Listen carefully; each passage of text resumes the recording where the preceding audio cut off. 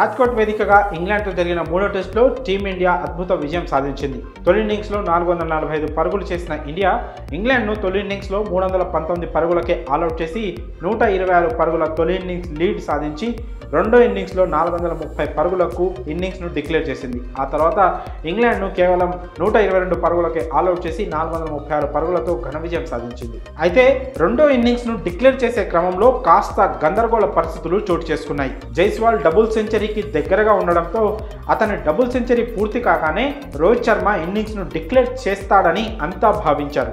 అప్పటికే team India lead 500 పరుగులు దాటిపోయింది. చూస్తుండగానే జైస్వాల్ డబుల్ సెంచరీ పూర్తి చేసుకున్నాడు. మరోవైపు సర్ఫరాజ్ ఖాన్ సైతం హాఫ్ సెంచరీ పూర్తి చేసుకున్నాడు. 97వ ఓవర్ ముగిసిన తర్వాత 412 పరుగుల వద్ద డ్రింక్స్ బ్రేక్ వచ్చింది. ఇంకేముంది, ఇన్నింగ్స్ డిక్లేర్ అనుకొని సర్ఫరాజ్ ఖాన్ జైస్వాల్తో పాటు ఇంగ్లాండ్ ఆటగాళ్లు కూడా గ్రౌండ్ నుంచి డ్రెస్సింగ్ రూమ్ వైపు నడిచారు. కానీ డ్రెస్సింగ్ రూమ్ నుంచి రోహిత్ శర్మ కేకలు పెడుతూ ఎవరు డిక్లేర్ ఇచ్చారు, ఎందుకు వస్తున్నారు, పోయి ఆడుకోపోండి అంటూ జైస్వాల్ సర్ఫరాజ్పై కేకలేశాడు. తాను ఇంకా షూ కూడా వేసుకోలేదని అప్పుడే ఎక్కడికి వస్తున్నారంటూ కోపంగా కనిపించాడు. దాంతో కంగు తిన్న సర్ఫరాజ్ జైస్వాల్ వెళ్ళి హ్యాపీగా ఇంకో ఓవర్ ఆడారు. కానీ ఇంగ్లాండ్ కెప్టెన్ బెన్ స్టోక్స్ మాత్రం అసహనం వ్యక్తం చేశాడు. డిక్లేర్ అని పిలిచి మళ్ళీ పోయి ఫీలింగ్ చేయమంటారేంటంటూ తన అసంతృప్తిని వ్యక్తం చేశాడు.